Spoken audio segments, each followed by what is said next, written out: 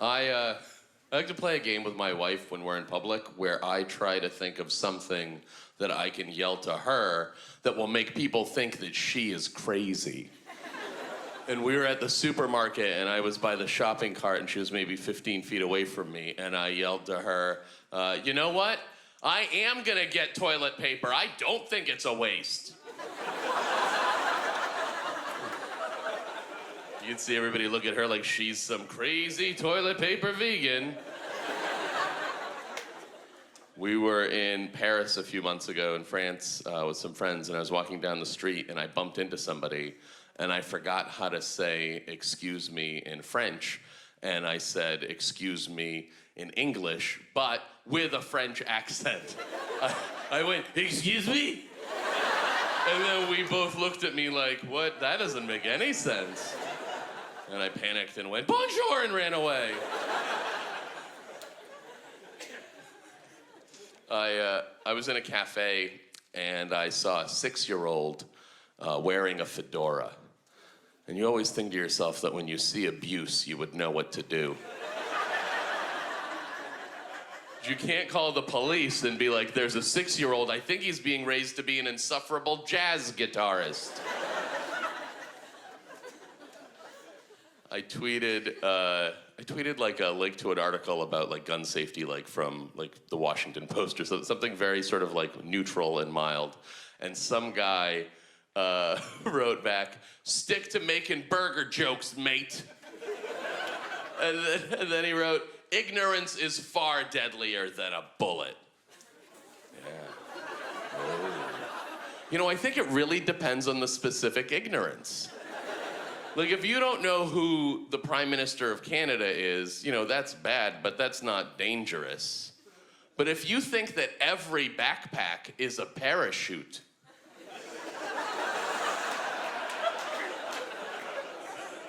that would be very bad. I get a lot of messages to sign up for LinkedIn. I get a lot of messages from people to sign up. And I mean, I know it's like a dating site for clerks or something. And finally I was like, all right, I'm gonna do it. I'm gonna sign up. And what I found when you join LinkedIn is that you can write anything you want and it stays there. Like I wrote for my job that I was the senior VP of PP at Verizon. And they were like, do you mean the telecom company? I was like, absolutely. I get constant emails about joining other VP clubs. Then they have other, like, what did you do before that? I wrote that my job before that was that I was the holy fuck shit, oh no, at CNN. For skills, here's some of my skills. Marketing, that's a good skill. Surgery. Who doesn't want to work with that guy? Another skill of mine, bi-curious, curious. Kind of know what the experience of being curious about, that's okay. And another skill of mine is wolf toss. So I can, like, if a wolf is sleeping, like if I gave a wolf like a shitload of Benadryl, then I would like throw it. At work. And my last skill is I can tell if someone is telling the truth by drowning them. Thanks.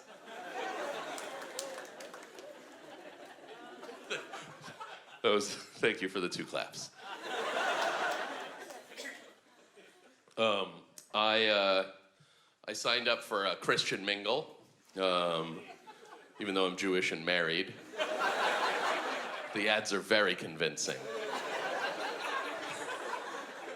When you sign up for Christian Mingle, the first thing it tells you is don't use your real name, use a screen name.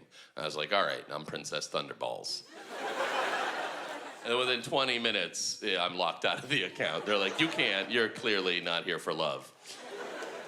Princess Thunderballs, sir. But then what they did is they sold my name to Believe.com, and Believe.com had none of those restrictions. They email me all the time about all sorts of stuff. And one of the things they would send me constantly was this thing called Ask a Pastor, where you could log on and ask this really lovely, super fuckable pastor any question you wanted. And so what I would do now after shows when I get home, sometimes I just log on and ask the pastor some questions. I've asked him a lot of questions. I'm only sharing a few of the questions. Here's one of the questions. What's a nice way to get out of a marriage with someone you don't know well that you met at a bus stop / casino?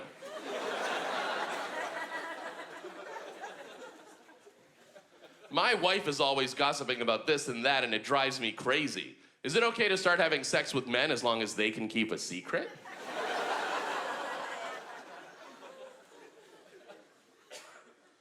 I know God says it's okay to judge people because of their race. That's it, just kind of a fun fact.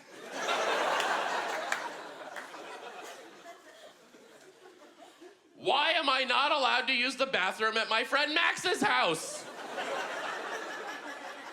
Betty's like, I don't know. That's not in the Bible. Max might have his reasons.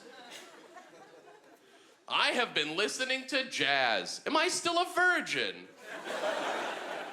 If it was 1927, the answer is no. I know I shouldn't have sex with a horse, but I forget the reason. Deuteronomy. It's probably not addressed there. And the last question that I asked him, I believe I am the father of a child and so does my friend.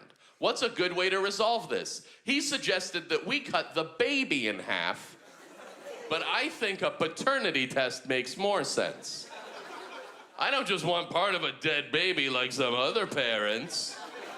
Does the Bible have any advice on this situation? And then he was like, oh my God, it does. It literally comes up. That exact unusual situation. All right, thank you all so very, very much. It's wonderful. Thank you.